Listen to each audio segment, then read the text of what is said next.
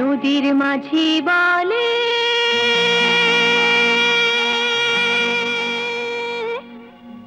এসো নবী, মাঠের কবি বলে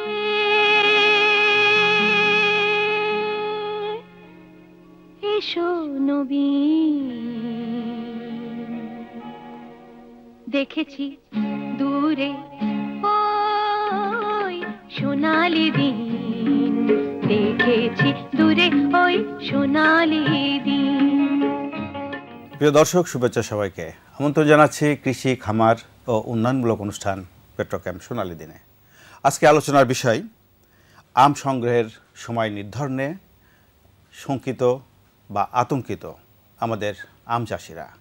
আলোচনায় আপনাদের সাথে আছি আমি মীর এমদাদ আলী এবং আমার সাথে আলোচনায় রয়েছেন ডক্টর এফএস আনসারী, নির্বাহী পরিচালক এসিআই। তারপরে রয়েছেন সানোয়ার সাইদ শাহিন, সিনিয়র রিপোর্টার বণিক বার্তা, এবং আমার ডান পাশে রয়েছেন ইঞ্জিনিয়ার মাহতাবউদ্দিন, বিশিষ্ট আম উৎপাদনকারী এবং ব্যবসায়ী, চাঁপাইনবাবগঞ্জ। সম্মানিত অতিথিবর্গ, আপনাদেরকে স্বাগত আমাদের স্টুডিওতে।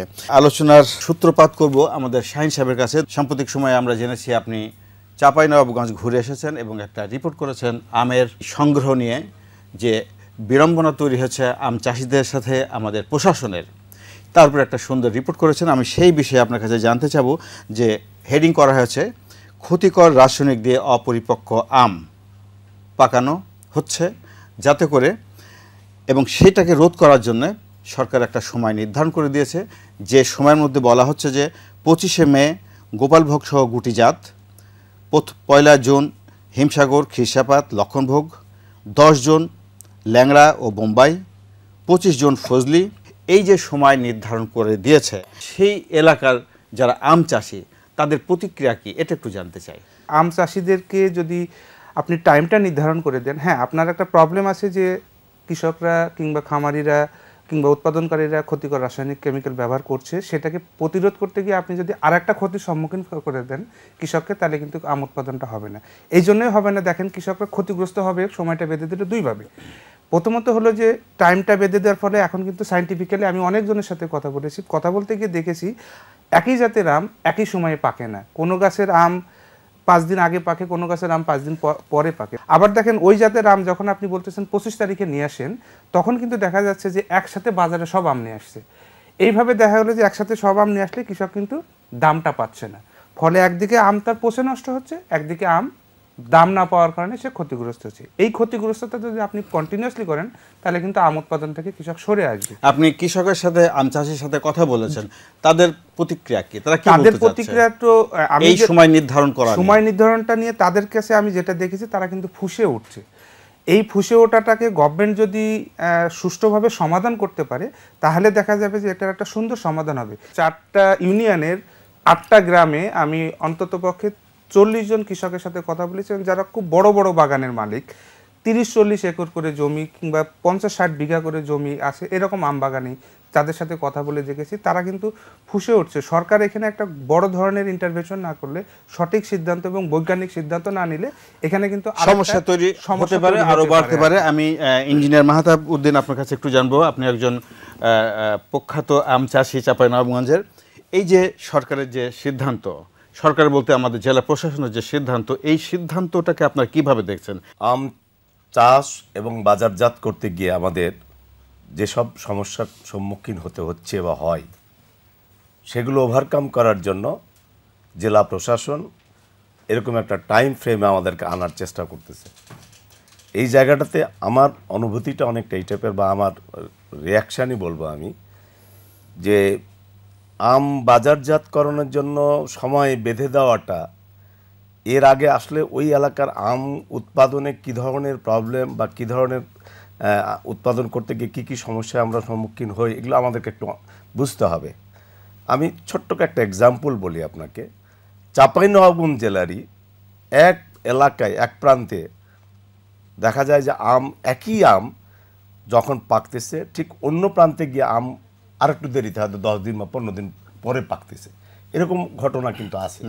তো সেই ক্ষেত্রে সময় বেঁধে দেওয়া, একই বাগানে সেম একই ধরনের আম এক গাছে পাকতেছে আজকে, আর এক গাছে পাকতেছে 4 দিন বা 5 দিন পরে, তো আপনি সময় বেঁধে দিবেন কেন? আবার তো এমনও হতে পারে যে কোনো বছর শুষ্ক মৌসুম হতে পারে, খরা হতে পারে বা গরম পড়তে পারে, তখন তো আগে পাকতে পারে। আবার যদি বেশি বৃষ্টি হয় সেটাও হতে পারে। আবার আমরা দেখেছি ওনার রিপোর্টের মধ্যে লেখা আছে, দেখলাম যে যেই পাশে সূর্যের আলোটা বেশি পাচ্ছে সে পাশে হয়তো আগে পাকছে। তো সেই ক্ষেত্রে এই যে বেঁধে দেওয়ার সময়, এইটাকে আপনারা কিভাবে দেখছেন? এই জায়গাটাতে আমার অনুভূতিটা এরকম আর কি, প্রবলেম আছে একটা। তো আপনি সেই প্রবলেমটাকে সলভ করার জন্য যেটা ম্যাচিওর এবং যেটা সায়েন্টিফিক সেটা করেন, আপনি বেঁধে দিচ্ছেন কেন? ওকে, আমি বুঝতে পেরেছি আপনার প্রবলেমটা হচ্ছে, প্রবলেমটা নিয়ে একটু আপনার কাছে যাই। প্রবলেমটা হচ্ছে ক্ষতিকর রাসায়নিক দিয়ে অপরিপক্ক আম পাকানোর কথা বলা হয়েছে এবং উনি সেইটাই হয়তো মিন করতে চাচ্ছে। তো এই যে ক্ষতিকর রাসায়নিক দিয়ে অপরিপক্ক আম পাকানোর বিষয়টা, এটা আপনাদের হিউম্যান হেলথের জন্য হ্যাজার্ডনেস তৈরি করবে, এই বিষয়টা একটু জানতে চাই। Agriculture is such a dynamic subject. এটা ফল হোক অথবা সবজি হোক অথবা মাঠ ফসল হোক অথবা ছাগল বকরি পালন হোক, যেটাই হোক না কেন, এখানে টেকনোলজির ব্যবহারটা খুব অত্যন্ত প্রয়োজনীয়। কারণ এক সময় যখন আম হতো তখন আম হলো, আমি আম কিছু খেলাম আর কিছু বিক্রি করলাম, কিছু যায় আসে না। আর এখন আমকে মানুষ অর্থকরী একটা ফসল হিসেবে নিয়েছে। তার ফলে হয়েছে কি, আপনার টেকনোলজি ব্যবহারটা আমার মনে মানুষকে শেখাতে হবে। অ্যাপ্রোপ্রিয়েট কেমিক্যাল কোনটা, যেটা দিয়ে আম চাষ করা বা অন্যান্য সবজিতে অথবা ফলে বা ফসলে আপনার এই কেমিক্যাল ব্যবহার করা যাবে, এগুলো কিন্তু একটা মাত্রা আছে যে কতটা ব্যবহার করা যাবে, কি ধরনের কেমিক্যাল ব্যবহার করা যাবে, এগুলোর পার্শ্ব প্রতিক্রিয়া কি, যে সমস্ত কেমিক্যালের ব্যবহারের কথা বলা হয়েছে সেগুলোকে ব্যবহার করলে মানুষের কোনো স্বাস্থ্যগত ক্ষতি হবে কি না, এগুলো সবগুলো কিন্তু নির্ধারিত। এগুলো কিন্তু হঠাৎ করে কিছু আসেনি। জেনারেলি যেটা হয় আমের ক্ষেত্রে, সেটা হচ্ছে আপনার ইথোপিন ব্যবহার হয় আর আপনার কার্বাইড ব্যবহার হয়। কার্বাইড আর ইথোপিনের ব্যবহারে কিন্তু যদি খরচের কথা বলি, বরঞ্চ কার্বাইডের খরচ অনেক বেশি, ওটাতে কার্সিনোজেনিক আছে, ওটাতে ক্ষতিকারক ব্যাপার আছে। ইথোপিনের ক্ষেত্রে আন্তর্জাতিকভাবে এটা স্বীকৃত, সারা পৃথিবীতে কিন্তু এটা বিভিন্ন ফসলে এবং ফলে এটা ব্যবহার হয়। লাভ হয় কি, যদি একটু আর্লি ম্যাচিওর কোনো ফ্রুটসে ইথোপিন ব্যবহার করা হয়, কৃষক এটা বাজারে নিয়ে এসে কিন্তু ভালো দামে বিক্রি করতে পারে। যার ফলে হয় কি, যে কৃষক অর্থনৈতিকভাবে লাভবান হয়। আজকে দেখেন বাজারে যে আম পাওয়া যায়, ভারত থেকে আসে অথবা থাইল্যান্ড থেকে আসছে, এটা শুরু হয়েছে 600 টাকা থেকে শুরু করে এখন 250 টাকা পর্যন্ত পাওয়া যাচ্ছে। এখন আমাদের দেশের কৃষক যদি আর্লি ম্যাচিওর বা ম্যাচিওর আমকে এভাবে পাকিয়ে ইথোপিন ব্যবহার করে যদি আপনি ব্যবহার করে যদি বিক্রি করে বাজারে, লাভটা হবে কি, কৃষক কিন্তু অর্থনৈতিকভাবে লাভবান হলো, অনেক দিন ধরে আম বিক্রি করতে পারলো, অনেক দিন আম রাখতে পারলো, এটা একটু বাড়তি লাভ। তাহলে এখন এই ইথোপিনের ব্যবহারটা কি করতে হবে? আমাদের দেশের বিজ্ঞানী আছে, সম্প্রসারণ কর্মী আছে, দেশের মানুষ আছে, আমাদের দেশের কৃষক এটা শেখাতে হবে। এবং তারা যদি শিখতে পারে কত ডোজে করতে হবে, কখন করতে হবে, কিভাবে করতে হবে, তাহলে আমরা এই বেনিফিটটা নিতে পারবো। এটা শেখাতে পারলে কিন্তু প্রবলেমটা সলভ হয়ে যায়।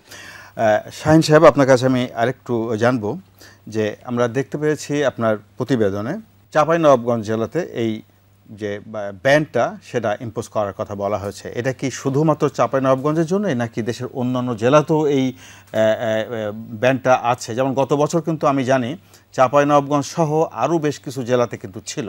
যে কথাটা বলা হচ্ছে শুধুমাত্র গুটি কয়েক জেলায়, আর অন্যান্য জেলায় যেখানে এইটা ইম্পোজ করা হয়নি তারা কিন্তু তাদের ইচ্ছা অনুযায়ী বাজারজাত করতে পারছে। ফলে যে সমস্ত এলাকায়, যে সমস্ত জেলায় আম উৎপাদন হচ্ছে এবং যেখানে বন্ধ দেওয়া হয়েছে আম সংগ্রহের, যে নিষেধাজ্ঞা করা হয়েছে সংগ্রহের জন্য, তারা ক্ষতিগ্রস্ত হচ্ছে বলা হচ্ছে। তো এই বিষয়টাকে আপনি কতটুকু জানেন বিষয় নিয়ে? এটাই হলো যে মূল প্রবলেম আর কি। দেখেন আমাদের দেশে এখন প্রায় 19টা জেলাতে আম মোরলেস বেশি উৎপাদন হচ্ছে আর কি। তো আমাদের এখন যে ব্যানটা করা হচ্ছে, মানে সময় বেঁধে দেওয়া হচ্ছে, সেই সময়টা কিন্তু মাত্র উত্তরবঙ্গের কয়েকটা জেলায়, রাজশাহী, নওগাঁ, চাঁপাইনবাবগঞ্জ সহ নাটোরের কিছু অংশ, এরকম এই টাইমটা করা হচ্ছে। ফলে এই যে একটা জেলাকে অবমুক্ত রেখে 3টা জেলাকে টাইম ফ্রেম করে দেওয়া হচ্ছে, যার ফলে কিন্তু ওখানে একটা বৈষম্যর সৃষ্টি হচ্ছে। বৈষম্যটা কিন্তু কৃষকদের ভিতরে অনেকভাবে উদ্বেলিত করে তুলছে। এটা কিন্তু আবার আরও একটা বিষয় দেখেন, এটা কিন্তু সরকারের সেন্ট্রাল থেকে কোনো সিদ্ধান্ত না আর কি, এটা কিন্তু এককভাবে জেলা প্রশাসন করছে। ফলে এখানে কিন্তু একটা লিগ্যাল ব্যারিয়ারও আছে আপনার। এটা কিন্তু ভাবতে হবে যে একটা সেন্ট্রাল, একটা ডিসেন্ট্রাল ডিস্ট্রিক্ট একটা ন্যাশনাল পার্সপেক্টিভে এই ধরনের সিদ্ধান্ত নিতে পারে কিনা, সেটাও কিন্তু ভেবে দেখার সুযোগ আছে। আচ্ছা, আপনি কি জেলা পরিষদের সাথে কথা বলেছিলেন, আমাদের জেলা প্রশাসকের সাথে? আমি উনি বলা হচ্ছে যে উনি ব্যবসায়ীদের সাথে বা আম চাষীদের সাথে উনি বৈঠকও করেছিলেন, কিন্তু কোনো সিদ্ধান্ত এখন পর্যন্ত আসতে পারেনি। তো আপনি কি শুনেছেন? আমি যেটা শুনেছি আর কি, যে আমি এই সিদ্ধান্তের নেয়ার সময় যারা যারা ওই বৈঠকে ছিলেন, বিজ্ঞানী থেকে শুরু করে কৃষি সম্প্রসারণ অধিদপ্তরের কর্মকর্তা থেকে শুরু করে বিশেষজ্ঞ থেকে শুরু করে ইউনিভার্সিটি শিক্ষক থেকে শুরু করে যারা ওখানে ছিলেন, তাদের একটাই মতামত ছিল যে আপনি যে সিদ্ধান্তটা ইম্পোজ করতে যাচ্ছেন সেটা বৈজ্ঞানিক সিদ্ধান্ত না। কেন বৈজ্ঞানিক সিদ্ধান্ত না সেটা বিজ্ঞানীরা বলেছেন, কেন বৈজ্ঞানিক সিদ্ধান্ত না তারা বিশেষজ্ঞরা বলেছেন। আবার আম চাষীদের কেন এটা করা যাবে না সেটাও কিন্তু বলেছে, তারা কিভাবে ক্ষতিগ্রস্ত হচ্ছে। এই পরিপ্রেক্ষিতে কিন্তু 2বার মিটিং করে এইবার জেলা প্রশাসক এখনো পর্যন্ত সিদ্ধান্ত নিতে পারে নাই বলে আমাকে জানিয়েছিল। ফলে এই যে এই সিদ্ধান্ত নেওয়ার ক্ষেত্রে সে যে অনেকটা অবৈজ্ঞানিকভাবে নিচ্ছে সেটা কিন্তু অনেকটাই প্রমাণিত হয়ে যায়। সুতরাং কৃষককে বাঁচাতে, দেশের আম উৎপাদনকে ধরে রাখতে এবং দেশের আমের ব্র্যান্ডিং করতে এই ধরনের সিদ্ধান্ত কিন্তু আবার দুইভাবে আমাদেরকে বাধাগ্রস্ত করবে। আমরা যদি আম উৎপাদনে যদি স্বয়ংসম্পূর্ণ না হয়, আমরা কিন্তু এখন বিশ্ব আম উৎপাদনের 7ম দেশ। খুব ভালো একটা কথা বলেছেন, আমের ব্র্যান্ডিং। আমি এই ব্র্যান্ডিং নিয়ে আপনার কাছে আবার আসবো। তার আগে আমি আপনার কাছে একটু জানবো যে আমাদের দেশের গবেষক যারা আছে, আম নিয়ে যারা কাজ করছেন, তারা কিন্তু বলছেন 80% আম যদি গাছে পেকে যায় তাহলে কিন্তু হারভেস্ট করা যায়, আবার সেই আমটা 10 থেকে 15 দিন সংরক্ষণও করা যায়। তো আমাদের এই যে প্রচলিত যে পদ্ধতিগুলি রয়েছে, আমাদের বিজ্ঞানীরা যারা কাজ করছে, এর সাথে সমন্বয় করে আপনি সারা পৃথিবীর অনেক দেশ ঘুরেছেন, সেই সব দেশে এই যে আম মানে পাকার যে সময় নির্ধারণ করা হয়, পাড়ার, এটা কি সারা পৃথিবীতে এই পাকার সময় নির্ধারণ করার কোনো সময় আছে কি? আপনার জানা আছে এরকম? পাকা আম যদি খেতে হয়, পাকা আমের কিন্তু 3টা স্টেজ আছে, এটা আর্লি ম্যাচিওর, ম্যাচিওর এবং ফাইনালি পাকা আম। তাহলে আর্লি ম্যাচিওর স্টেজেও কিন্তু বাইরে অনেক দেশেই ওকে কেমিক্যাল ট্রিটমেন্ট করে এই সমস্ত আম পাকায় এবং বাজারে বিক্রি করে, যথেষ্ট ভালো দাম পায়। আর ম্যাচিওর ম্যাঙ্গোকে তো কেমিক্যাল ট্রিটমেন্ট করলে তো যথেষ্ট স্বাদ বা যেটা অরিজিনাল স্বাদ সেটা তো পাবে, আর ম্যাচিওর ম্যাঙ্গোতে পাকা আম পাওয়া যাচ্ছে। তাহলে এই আর্লি ম্যাচিওর, ম্যাচিওর এবং আবার পাকা আম, এই 3টা স্টেজে যদি কৃষক আম বিক্রি করতে পারে, লাভ হবে এই যে কৃষক অনেক দামে আম বিক্রি করতে করতে করতে একটা রিজনেবল প্রাইসে বিক্রি করতে পারবে। ইনিশিয়াল স্টেজে যখন আম একেবারেই থাকে না, তখন সবার ইচ্ছা একটা আম কিনে খাবেন, তার খেতে কোনো অসুবিধা নেই। আর যেহেতু পার্শ্ব প্রতিক্রিয়া কিছুই নেই, সেক্ষেত্রে আমি মনে করি না যে কোনোভাবে বৈজ্ঞানিক ভিত্তিতে কোনো বাধা আছে, আমি মনে করি না। এবং আমরা যদি বাজারে এখন যাই তাহলে আমরা দেখতে পাবো, আমি একটু আগে যেটা বলছিলাম, থাই ম্যাঙ্গো আছে, আমরা চাই, আর আপনার ইন্ডিয়ান ম্যাঙ্গো বাজারে বিক্রি হচ্ছে, সবগুলি কিন্তু আর্লি ম্যাচিওর স্টেজ, এগুলোকে পাকিয়ে সুন্দর করে বাংলাদেশে এক্সপোর্ট করেছে এবং বাংলাদেশের মানুষ অনেক বেশি দামে কিনে খাচ্ছে। সো আমি মনে করি না যে কোনো বিজ্ঞানিক ভিত্তি আছে যে এই আমটা খেলে মানুষের স্বাস্থ্যগত কোনো সমস্যা হবে। আপনার কাছে একটুখানি জানবো যে আমাদের চাঁপাইনবাবগঞ্জের জেলা প্রশাসক যেই ব্যারিয়ারটা দিয়েছে আম সংগ্রহ নিয়ে, এইখানে সরকারিভাবে যদি কোনো বৈজ্ঞানিক ব্যাখ্যা দিয়ে বলা হতো যে কি কি ক্ষতি হতে পারে, যেমন উনি যে কথাটা বললেন যে সারা পৃথিবীতে চলছে এবং সেই সব আম আমার দেশেও কিন্তু আসছে, তো সেই ব্যাখ্যা ছাড়াই আমি এই যে আম সংগ্রহ যে সময়সীমায় বেঁধে দিলাম, ক্ষতিগ্রস্ত হচ্ছে তাতে কৃষক, এতে একটা উত্তেজনা তৈরি হতে পারে, একটা বিশৃঙ্খল পরিস্থিতি তৈরি হতে পারে। তো সেইটা না এড়ানোর জন্যে জেলা প্রশাসক আর কি করতে পারত? এখানে হলো যে মূল কার্যক্রমটা দেখতে হবে। দেখেন, কৃষি সম্প্রসারণ অধিদপ্তরের কর্মকর্তারা কিন্তু জেলা প্রশাসককে বলছে যে আপনার টার্গেট যদি হয় ক্ষতিকর কেমিক্যাল মেশানো প্রতিরোধ করা, তাহলে সমাধানটা আমাদের কাছ থেকে নেন, আমরা এটা সমাধান দিতে পারি। আমি বলছিলাম যে কথাটা ব্র্যান্ডিং, সেই ব্র্যান্ডিংয়ের ভিতরে এই সমাধানটা একটা অন্যতম। দেখুন, ওখানে কিন্তু কয়েকজন বিজ্ঞানী একটা পদ্ধতি আবিষ্কার করেছে, ফ্রুট ব্যাগিং। ফ্রুট ব্যাগিংটা যদি আমাদের এখন জনপ্রিয় করা যায়, তাহলে কিন্তু আপনার কেমিক্যালটা আপনার ইউজ করতে হচ্ছে না, কেমিক্যাল ব্যবহার না করে সে কিন্তু সময় মতন ওই জিনিসটাকে সুন্দর করে পরিপক্ক করে তুলতে পারে। এই একটা বিকল্প পদ্ধতি। আরও বিকল্প পদ্ধতি সায়েন্টিস্টরা জানেন, অবশ্যই তাদের কাছ থেকে সেই জিনিসটা বের করে নিতে হবে। সেই জিনিসটা বের করে নিলে হবে দুইটা লাভবান হবে। আমরা যেমন আম উৎপাদনের স্বয়ংসম্পূর্ণতার দিকে যাব এবং আমরা বৈদেশিক মুদ্রাকে যেমন সাশ্রয় করতে পারবো, তেমনি আমাদের দেশের আম যেটা আর কি কৃষকের যে উৎপাদন প্রক্রিয়ার মধ্যে রয়েছে, সে কিন্তু সঠিক দামটা পাবে, কিন্তু সঠিকভাবে সে মর্যাদাটা পাবে। পাশাপাশি আমাদের উৎপাদনের যে ধারাবাহিকতা সেটা চলতে থাকবে। আপনার কাছে একটু ছোট্ট প্রশ্ন করব, সেটা হলো গত বছর আমরা দেখেছি যে আমে ফরমালিন, ট্রাকের চাকায় পিষ্ট ট্রাক ভর্তি আম, ক্ষতিগ্রস্ত আম ব্যবসায়ী, আম চাষি সকলেই। এই যে ফরমালিনের কথা বলে আম নষ্ট করার একটা উদ্যোগ নেওয়া হয়েছিল গত বছর, এইটার ধারাবাহিকতা যদি এবারও থাকে, কৃষক ক্ষতিগ্রস্ত হবে, ব্যবসায়ী ক্ষতিগ্রস্ত হবে। প্রশ্ন হচ্ছে, আসলে আমে ফরমালিন কি দেওয়া হয়েছিল কিনা বা হয় কিনা, বা হলে সেটা কি মাত্রায় ক্ষতি হতে পারে, বা এবার যদি সেই ধারাবাহিকতা থাকে তাহলে পরে কি পরিস্থিতি তৈরি হতে পারে? আসলে যদি আমরা দেখি যে আর্লি ম্যাচিওর থেকে ম্যাচিওর ম্যাঙ্গো ডিফারেন্সটা কেমন, প্রায় 10-12 দিন ম্যাচুরিটির সময় লাগে। আর ম্যাচিওর থেকে পাকতে আরও 10-12 দিন লাগে, তার পাকলে কিন্তু আরও 7-8 দিন রাখা যায়। তো আমি ফরমালিন দেওয়ার কোনো প্রয়োজন নেই, আমের ভিতরেই কিন্তু ফরমালিন আছে, যার কারণে কিন্তু এতদিন আমগুলো থাকতে পারে। তো গত বছর নয়, তার আগের বছর একটা কনফিউশন তৈরি হয়েছিল। গত বছরে একটা আলোচনার ভিত্তিতে একটা সমঝোতা হয় এবং এই ধরনের কার্যকলাপ বন্ধ হয়ে যায়। আমার মনে হয় ওই সমস্যাটা আর নেই। এবং একটা সমস্যা আছে যে মানুষের মধ্যে আন্ডারস্ট্যান্ডিং, যে বোধহয় আমে ফরমালিন দেওয়া হয়, এই কোনোভাবেই আমে ফরমালিন দেওয়ার কোনো দরকারি প্রয়োজন হয় না। এবং কেউ যদি ভুল করে দেয় এটা তার সমস্যা। যে কনফিউশনটা তৈরি হয়েছিল ফরমালিন টেস্ট কিট নিয়ে, সেক্ষেত্রে যে আম যদি টেস্ট করা হয়, এমনি ন্যাচারালি আম যখন পেকে যায় তখন 8-10 কিন্তু পিপিএম পাওয়া যাবে, যেখানে আমাদের মাত্রা হলো 2 বা 2.5 সহনীয় মাত্রা। তাহলে এটা কিন্তু আসলে আমের জন্য সমস্যা না, এটা হলো মেশিনের সমস্যা। অ্যাকচুয়ালি মেশিনটা অ্যাপ্রোপ্রিয়েট না, ওটা দিয়ে কিন্তু আমের বা কোনো ফলের কোনো ফরমালিন এটা কিন্তু মাপা যায় না। আমাদের দেশ কিন্তু খুব দুর্যোগ প্রবণ। আমরা দেখতে পাই যে আমের সময় কালবৈশাখী থেকে অনেক ধরনের ছোটোখাটো বড় অনেক ধরনের ঝড়ঝাপটা হয়, আমাদের আম চাষিরা ক্ষতিগ্রস্ত হয়, আম সব ঝরে পড়ে যায়, কাঁচা আম ছোটো আম সব পড়ে যায়।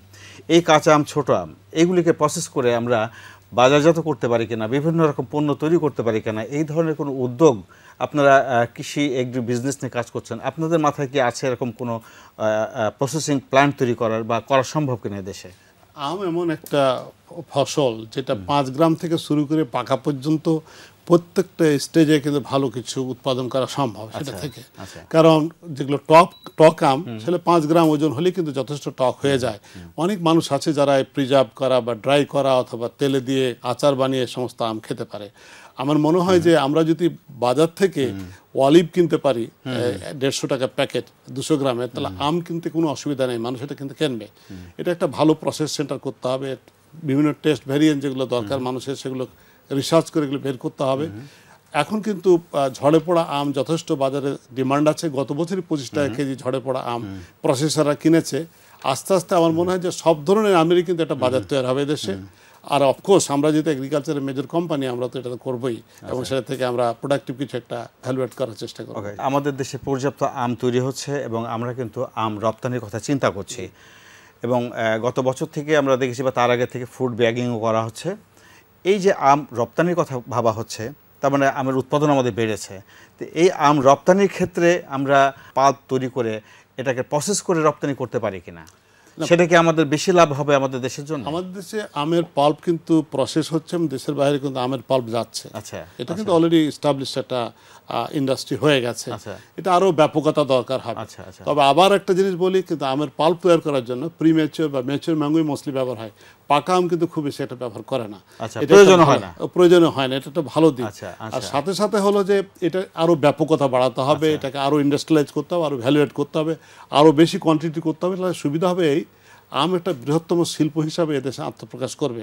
আর আম রপ্তানির ক্ষেত্রে পৃথিবীর বিভিন্ন দেশে কিন্তু এখন আম যাওয়া শুরু হয়েছে। গত বছরে প্রায় 600 টনের বেশি আম কিন্তু গেছে বাইরে।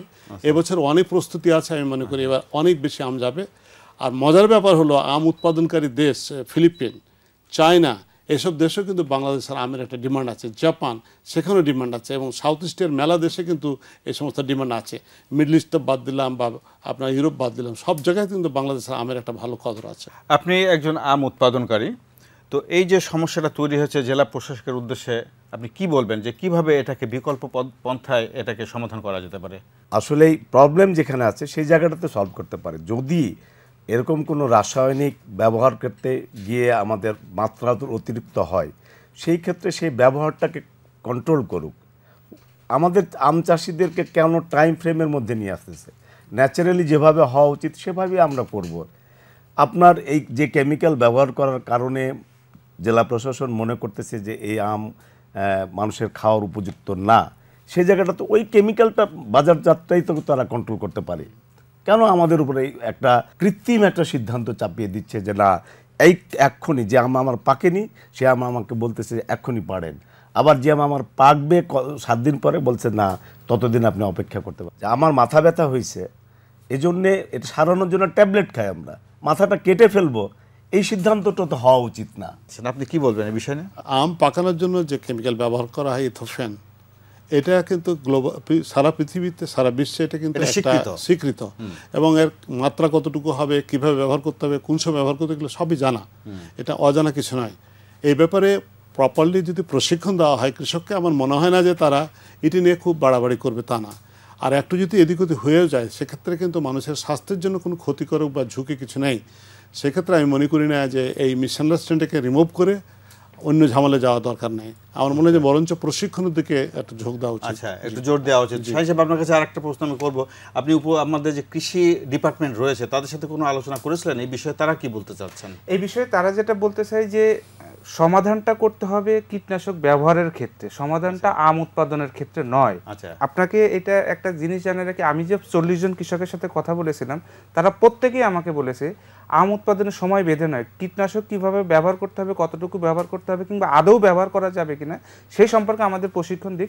আমরা এসব ব্যবহার করব না, আমাদের ব্যবহার করার প্রয়োজন নাই, আমরা আম উৎপাদন করতে। আসলে আমি যতদূর জানি যে এখন কিন্তু আমাদের বাণিজ্যিকভাবে যারা আম উৎপাদন করছে তারা কীটনাশকের প্রয়োজন হচ্ছে না, তারা ফুড ব্যাগিং করছে, আমি যতদূর জানি।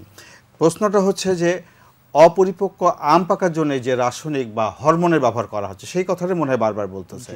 তো উনি কিন্তু সেটাই বললেন যে সারা বিশ্বে এটা স্বীকৃত। তো এই বিষয়ে আমাদের কৃষিবিদরা কিছু বলেছেন কিনা? কৃষিবিদরা কিন্তু একটা কথা বলেছেন যে আমাদের কোন মাত্রাটাই কত মাত্রার পিপিএম ব্যবহার করা যাবে ইথিপনটা, একদম সায়েন্টিফিক ব্যাখ্যায় আছে যে 750 পিপিএম ইথিপন কিন্তু আপনি আমে দিতে পারেন আর কি। এর বেশি যাচ্ছে কিনা কৃষককে সেইটা বোঝান আপনি, তাহলে হবে কি আপনি নিরাপদ আমটা পেলেন, কৃষকও কিন্তু ক্ষতিগ্রস্ত হলো না। সেটা যাতে ক্ষতিকর না হয় সেটার জন্য রেগুলেশন করতে হবে, সেই কাজটা জেলা প্রশাসক করতে পারে এবং সেই কাজটা সাপোর্ট দেওয়ার জন্য কিন্তু কৃষি সম্প্রসারণ অধিদপ্তর প্রস্তুত আছে। ওকে, ধন্যবাদ আপনাদের সবাইকে। আমরা নিশ্চয়ই আশা করব আমাদের জেলা প্রশাসন, আমাদের কৃষি সম্প্রসারণ অধিদপ্তরের যারা বৈজ্ঞানিক রয়েছে, গবেষক রয়েছে, তাদের সাথে পরামর্শ করে এবছর সিদ্ধান্ত নেবেন, তাতে করে আমাদের যে উদ্ভূত পরিস্থিতি তৈরি হতে যাচ্ছে বা আশঙ্কা করছে সেখান থেকে আমরা বা আমাদের আম চাষিরা কিছুটা হলে পরিত্রাণ পাবে। প্রিয় দর্শক, আপনারা দেখছিলেন কৃষি, খামার ও উন্নয়নমূলক অনুষ্ঠান পেট্রোক্যাম সোনালী দিন। আজ এ পর্যন্ত, আগামী অনুষ্ঠানে আবার দেখা হবে। সে পর্যন্ত ভালো থাকুন, সুস্থ থাকুন। আল্লাহ হাফেজ। নদীর মাঝি বলে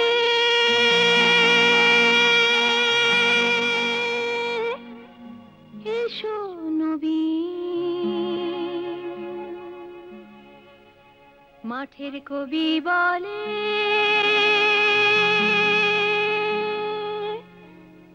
এসো নবী। দেখেছি দূরে ওই সোনালি দিন।